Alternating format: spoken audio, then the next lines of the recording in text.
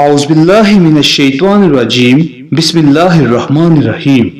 ناظرین اکرام، آج کا واقعہ حضرت یونس علیہ السلام کے بارے میں ہے۔ معزز ناظرین، حضرت یونس علیہ السلام کی قوم عراق میں موصل کے مشہور مقام نینوی میں بستے تھے۔ ان کی تعداد قرآن کریم میں 1,00,000 سے زیادہ بتائی جاتی ہے۔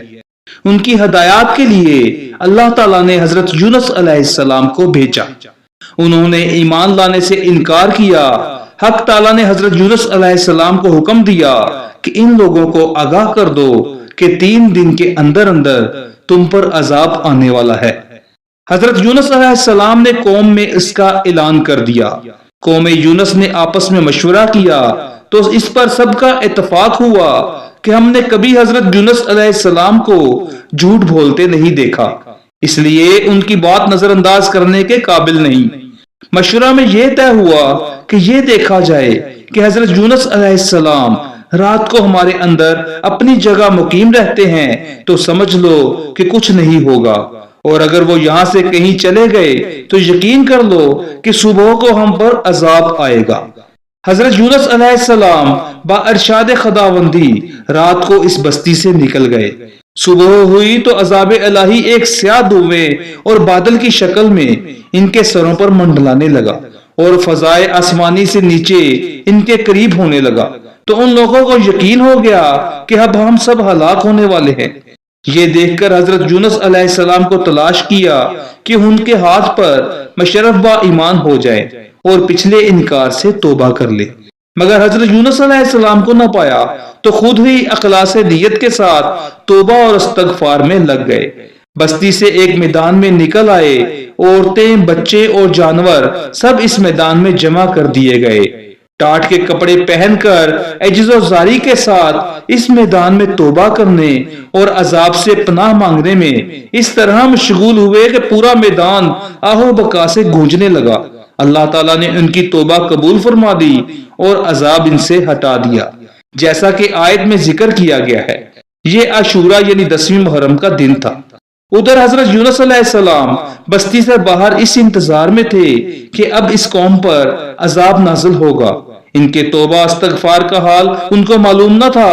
جب عذاب ٹل گیا تو ان کو فکر ہوئی کہ مجھے جھوٹا قرار دیا جائے گا، کیونکہ میں نے اعلان کیا تھا کہ 3 دن کے اندر عذاب آ جائے گا۔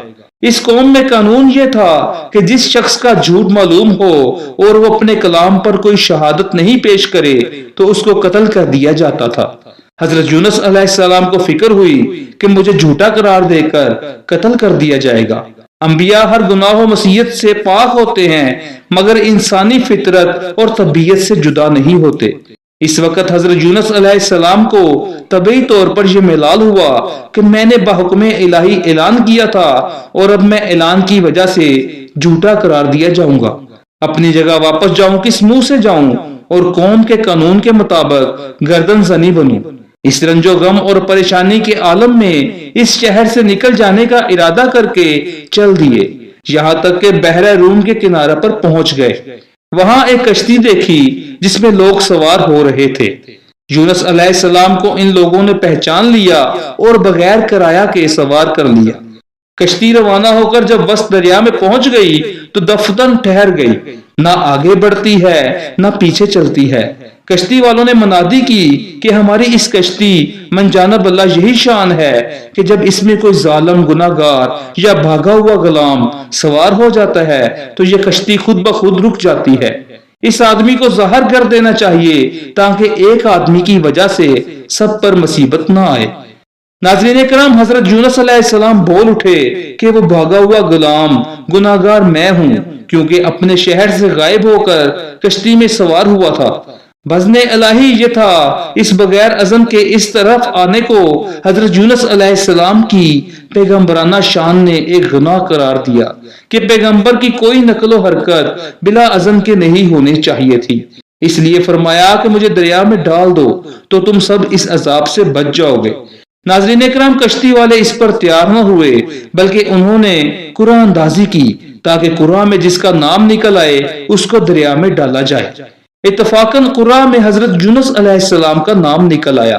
ان لوگوں کا اس پر تعجب ہوا کہ کئی مرتبہ قرآن اندازی کی، ہر مرتبہ بحکم قضاء و قدر حضرت یونس علیہ السلام کا ہی نام آتا رہا۔ قرآن کریم میں اس قرآن اندازی اور ان میں یونس علیہ السلام کا نام نکلنے کا ذکر موجود ہے۔ حضرت یونس علیہ السلام کے ساتھ اللہ تعالیٰ کا یہ معاملہ ان کے مخصوص پیغمبرانہ مقام کی وجہ سے تھا کہ اگرچہ انہوں نے اللہ کے کسی حکم کی خلاف ورزی نہیں کی تھی جس کو گناہ اور معصیت کہا جاتا، اور کسی پیغمبر سے اس کا امکان نہیں کیونکہ وہ معصوم ہوتے ہیں، لیکن پیغمبر کے مقام بلند کے مناسب نہ تھا کہ محض خوف طبعی سے کسی جگہ بغیر اذن خداوندی منتقل ہو جائے۔